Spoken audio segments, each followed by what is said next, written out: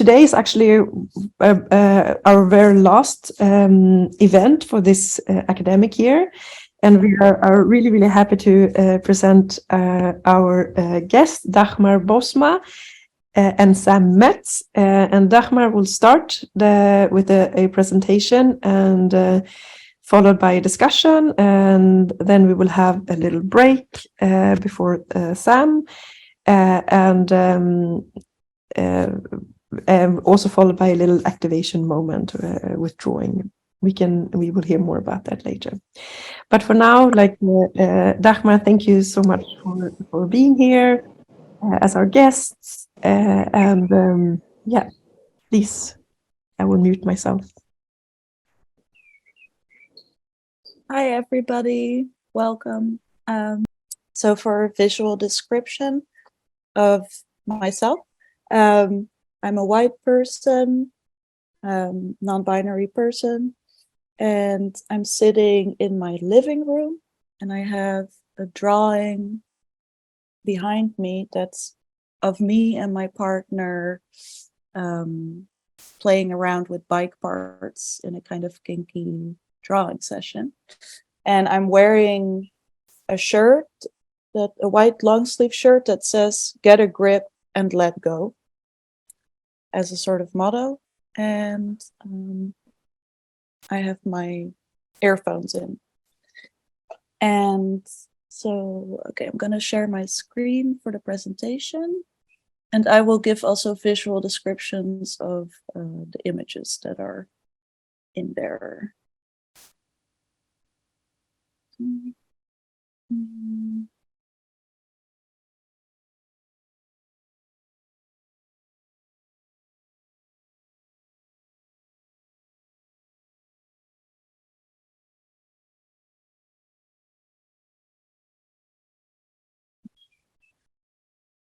Just a second. All right. So this is an essay that I wrote for a platform of Sandberg Institute called Extra Intra. And just a little heads up, originally this essay also talks about the practice of Sam Metz, who is here with us. But I decided to not include that part right now because I'm afraid I will give too many spoilers. But normally there is also parts written about Sam Metz in here. And the title is "I Know When I Can Make Something by How It Feels." I go in my pocket for coins, and there's the lucky stone been weighing down my coat. Don't know who gave it to me or why, but it's heavy as any other blessing. From Circuit by Jessie Darling. And on this slide, next slide, we see an image of a steel ball, a bouding ball, which has been cut in half and opened. And you can see the inside, which has a little metal spiral and a little glass ball that normally kind of whirls around the spiral. So you can see inside the bouding ball.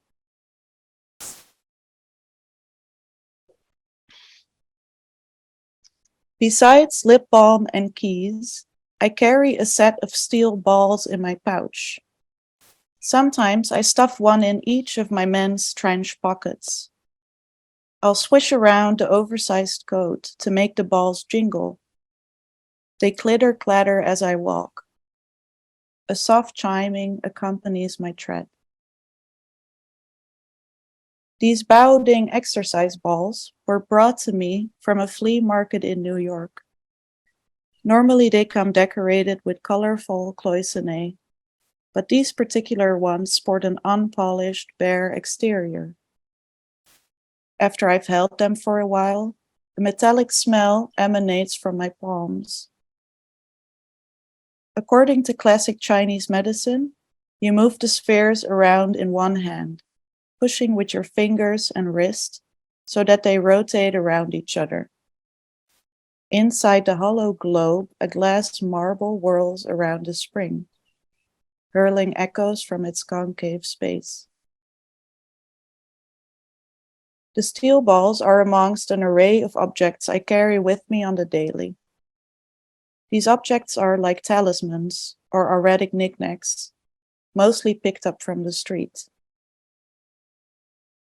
I keep them in my pocket, not because they're beautiful or because of some deeply personal origin story.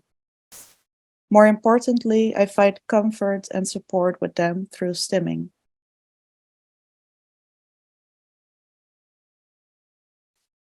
The verb stimming originates from the autistic community and denotes a range of self-stimulatory behaviors that are enacted to process and cope with sensory overload. It usually involves repetitive bodily movements and can be an expression of many different feelings, from stress and physical discomfort to excitement and happiness. Many stims share characteristics with common forms of fidgeting. Think of how you wiggle your leg under the table or chew the back of your pen in concentration. Other stims, like hand flapping, are unique to people on the spectrum. While fidgeting, playing with your hair, drumming your fingers, manifests more or less unconsciously, stimming involves paying dedicated attention to the senses. Some modes of stimming are less noticeable and, as such, are more socially accepted, while others are seen as unusual and met with stigma. Within a society in which neurotypicality remains the norm, self-stimulatory expression generally receives a corrective or negative response. You should sit still in class. Sucking the string of your hoodie is dirty. For a long time, it was conventional to restrain stims when raising autistic children, forcing them to suppress their behaviors. In recent years, a more affirming approach to stimming has gained support, and agency has been claimed back by autistic people themselves from experts, so-called experts. The neurodivergent community embraces stimming as a soothing practice, one that can be assisted through the use of specially designed stim toys. Chewable rubber shapes, worn as one would a gemstone on a necklace, and aptly referred to as jewelry. Glass prisms that reflect light, scented putty. There are stim toys for all senses.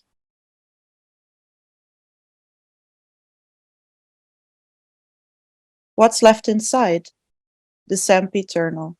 Chew toy, padding, plastic bag, wrapper, napta, grandmother. We keep moving. From Settling by Jessie Darling. I've got a hardware washer to spin around my index finger. I also own a weighted pillow made by the Rotterdam-based artist Maaike Hemmers, filled with fragrant dried sage and metal bearing balls. When placed on my belly, it grounds me. When moving with it, the little balls inside produce a clinking sound. And on this slide here, we see an image of one of Maaike Hemmers' pillows, and it's a round yellow pillow. It's placed on the belly of somebody laying down who is wearing jeans and a black shirt, and the pillow itself, so it's yellow and it has all these colored stitches going diagonally across, kind of like how you would slice a pizza, but then it looks more like sunbeams or something like this.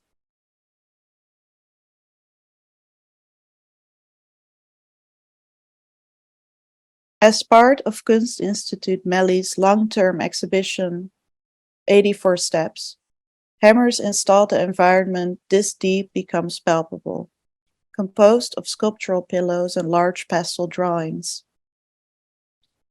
An accompanying handout written by somatic worker Savannah Tees invites the public to pay special attention to their senses while interacting with the soft sculptures, and to consider bodily areas of ease or tension. Quote, does the area have a perceivable temperature, weight, density? Is the sensation subtle or intense? What is its size? Is it on the surface or deeper within? Is it spread out or focused?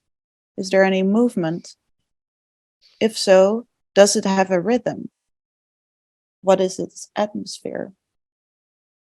End quote.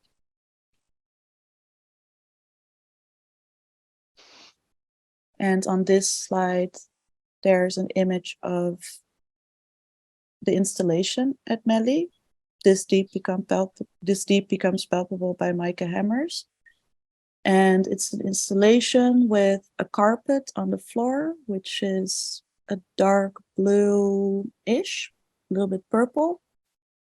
And then there's all these cotton large paintings that are pillows, sorry, that are sort of tied together with straps and kind of bundled up on the floor in different colors. They're dyed with natural colors. So there's kind of pink from an avocado pit dye, I think. So those are all kind of laying messily on the floor, on the carpet.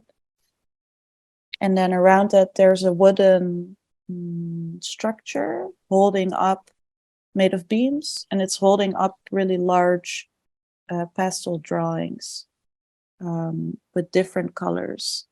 And they kind of resemble, some of them kind of resemble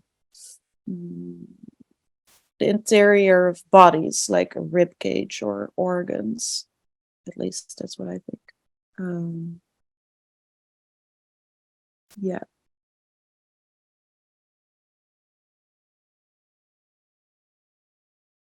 I'll let you have the image for a bit more. The visitor is later asked if any area in particular needs support, and to imagine what that support could be. Does it have a direction, a shape, a size? Does it have a color? Hammer's soft sculptures, filled with materials ranging from cherry pits to cedar bark, are offered as support for those areas that might need it. You can lay on them, bury yourself under their weight, wrap them around the body as a garment.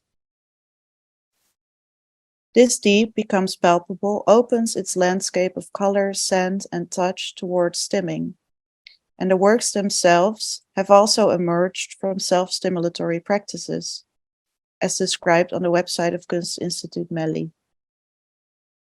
Quote, in Hammer's drawing methodology, the body is scanned, and each part is felt as a color, which comes to constitute the color palette for each of her pastel drawings. Together, Hammer's drawings sensorially document bodily experiences at a given time. End quote. Hammer's pastels unfold like a diary of the senses. Auritic compositions are formed by shapes reminiscent of body parts. Blue hand, purple ribcage, yellow spine. In the viral YouTube video In My Language, uploaded in 2007 by Mel Baggs, the anti-ableist activist and neurodivergent blogger offers a deeply personal insight into here self-stimulatory behaviors.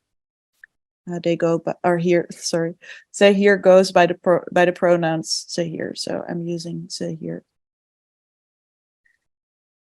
Baggs, a nonverbal person, presents the continuous flow of repetitive movements and concurrent humming as here way of communicating with the world around here, as language.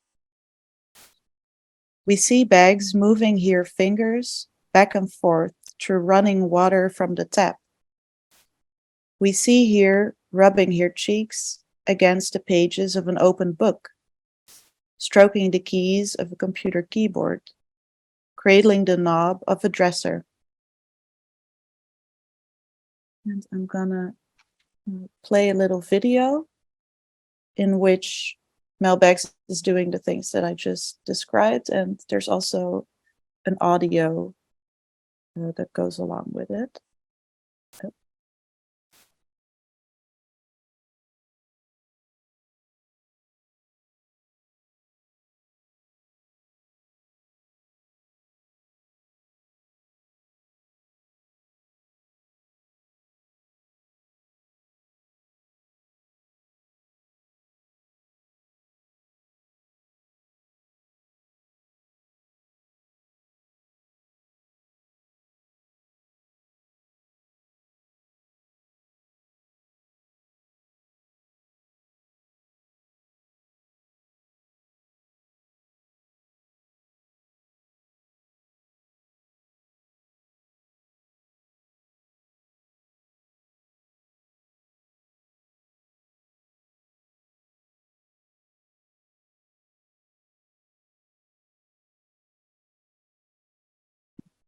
Halfway through the video, Beggs provides a translation using text-to-speech software for those who do not speak your language. Quote, "The previous part of this video was in my native language. Many people have assumed that when I talk about this being my language, that means that each part of the video must have a particular symbolic message within it, designed for the human mind to interpret. But my language is not about designing words or even visual symbols for people to interpret. It is about being in a constant conversation with every aspect of my environment, reacting physically to all parts of my surroundings." End quote. Your nonverbal language is one of all-present touch and the rhythmic sound that sprouts from it. It is a direct form of communication with the material world around here, a continual conversation between human and non-human actors. It is unprescribed by social norms or measures of functionality. Beggs describes how here language is oftentimes misunderstood as having no purpose or lacking the ability to establish meaningful relations. But on the contrary, she argues, quote, "Far from being purposeless, the way that I move is an ongoing response to what is around me. Ironically, the way that I move when responding to everything around me is described as being in a world of my own. Whereas if I interact in a much more limited set of responses and only react to a much more limited part of my surroundings, people claim that I am opening up to true interaction with the world." End quote. In my language, as Beggs makes very clear, is not intended as a voyeuristic freak show, but as a critical statement, challenging normative standards of communication, interaction, and knowledge transfer. The neurotypical categorization of divergent responses to stimuli as wrong or meaningless harbors the danger of dehumanization, Beggs urges.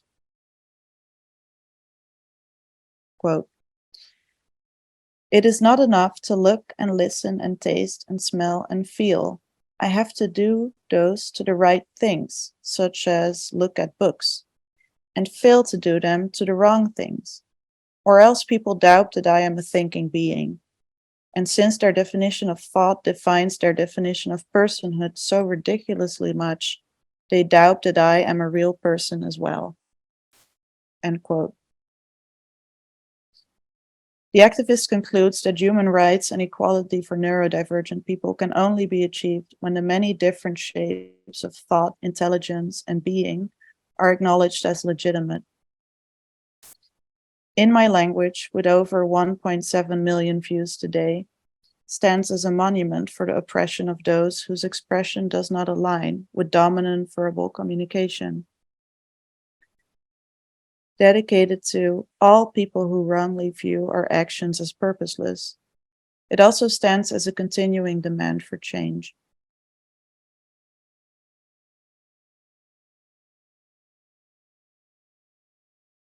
The work of neurodivergent artists and thinkers like Mel Baggs on embodied expression opens a stimulating perspective on art making and our reception of art. What art can convey that art can convey emotional feelings is widely understood. But what about the feeling of the hand pushing against the paper, of sensing a color in your belly, of holding a camera with flapping hands? What if we approach art from the bodily movements inherent to its becoming, drawing focus to the sensory experience of making? And how do we create space for practices that center the bodily stimulation of making as much as, or even more so, than the resulting work? Can the stim be an art in itself? While being conscious of the specific context in which stimming is rooted, I think these questions can be valuable in the approach of artistic practices, not limited to those that express neurodivergence. Making can speak, image description. This slide, it is a photo. It's made by my friend of me, where you can see my lower belly and my thighs that are kind of like spread open. And you see it from the perspective of kind of my head looking down at myself at my crotch. And I'm wearing packing underwear. So underwear that people wear to pack, for example, a phallic prosthesis. And the underwear is gray and the elastic band has rainbow stripes on it. And there's a little pocket where you can put in, for example, a prosthesis. But I put in these acorns in there, so you can peep in the pocket and see the acorns. And one of the acorns kind of fell out of the pocket and is laying on my in the little hole of my belly button.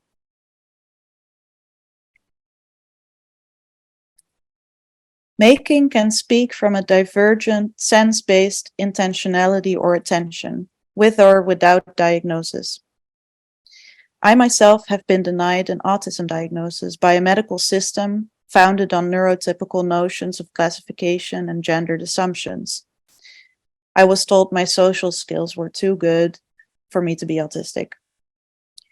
Many people slip to the diagnostic sieve of an official autism spectrum disorder, especially people born assigned female, who are from a young age statistically underdiagnosed and have often masked their autistic traits through social overcompensation by the time they reach adulthood.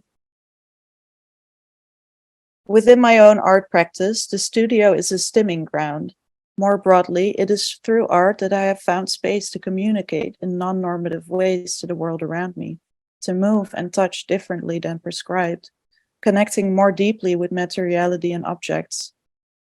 Maybe that is because art does not lean so heavily on how things are supposed to be done or used. Here, motion and matter are allowed some freedom from determinist functionality. Living with art has helped me let my mask down, to embrace my humming and fumbling. I love to sing in made-up languages and to swing around heavy chunks of scrap metal. I adore the jiggly feeling between my legs when I fill my packing underwear with acorns. Everything is full of potential stims. Art practices that involve self-stimulatory expression have long been grouped under the moniker outsider art, a contested term that literally places self-taught artists and artists with disabilities outside the center of artistic discourse, but on the other hand has helped to platform artists who have been previously ignored or deemed illegitimate. Many of these outsider practices are characterized by their directness, where making seems to be driven by an urge to interact with the world. And this certainly goes for the work of the late Hawkins Bolden. On this slide, we see a work by Hawkins Bolden, and it is against a white background. A metal disc. It looks like it could be the top of a trash bucket or something. So it's a pretty big, round metal shape. And it has on the side, kind of on the edges, it has about 7 holes drilled in, kind of roughly. And then in the middle, there's a little patch of carpet, blue carpet, attached to, I guess, the handle of the trash lid. And on the bottom, there's a bit of a bigger hole drilled in there, and a bit of blue carpet, raggedy carpet, is wrapped around there. Yeah. So it kind of looks like a shield, maybe. The artist from Memphis, Tennessee, is mostly known for his tactile scarecrow assemblages, which were scattered all over his yard during his life. Bolden lost his sight at the age of 7 due to a baseball accident, and later on began to scour the streets and alleys of Memphis for detritus, throwaways, anything he could get his hands on. Tin cans, hubcaps, paint buckets, license plates, frying pans, old rugs, shoe soles, rotten clothes, utilizing only his sense of touch.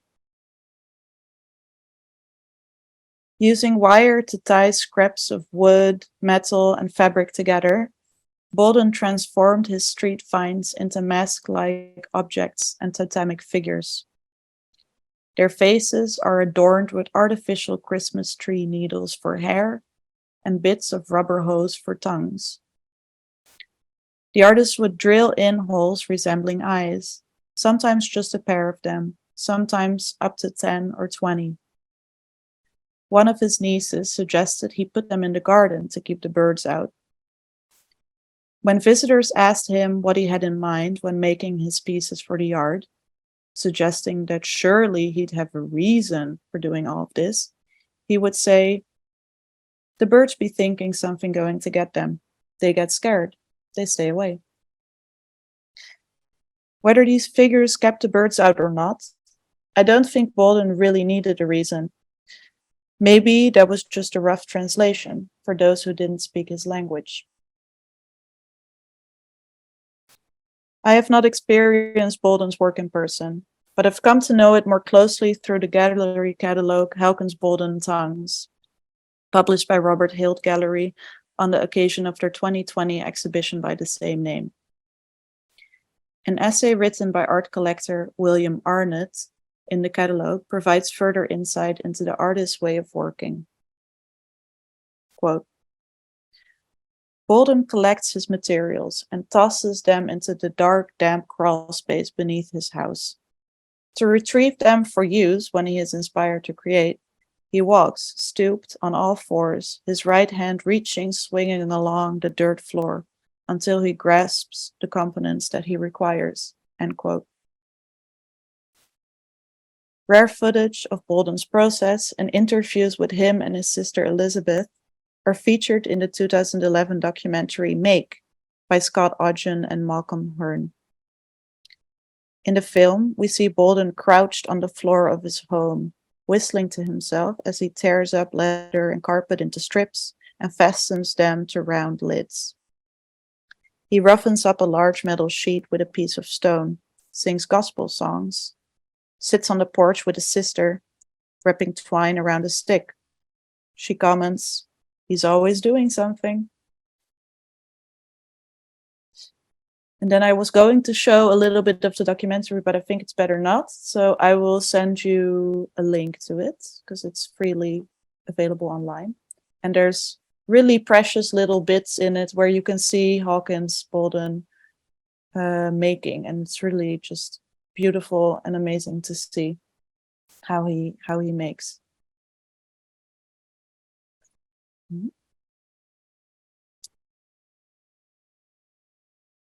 These scenes remind me of those from In My Language.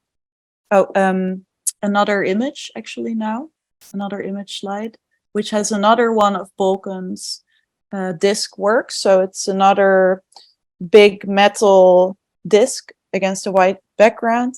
But this one has like a lot of holes drilled in them all over the round surface. So maybe there's like 20 to 30 holes in there.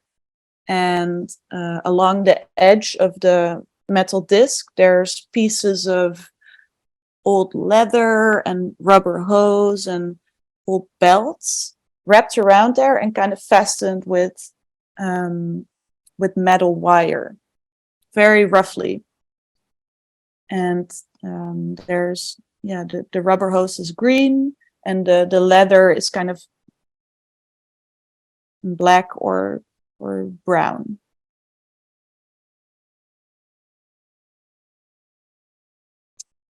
These scenes remind me of those from In My Language, while Bolden's objects are much like Stim toys, with their textured flaps and roughened surfaces.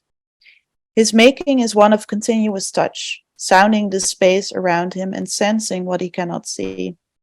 The scarecrows, beautiful and interesting as they are, have nothing to do with preconceived conceptualism or the pursuit of a visual aesthetic, and everything to do with how things feel. In Bolden's words, quote, "Sometimes I feel words on something, but I don't know what it is.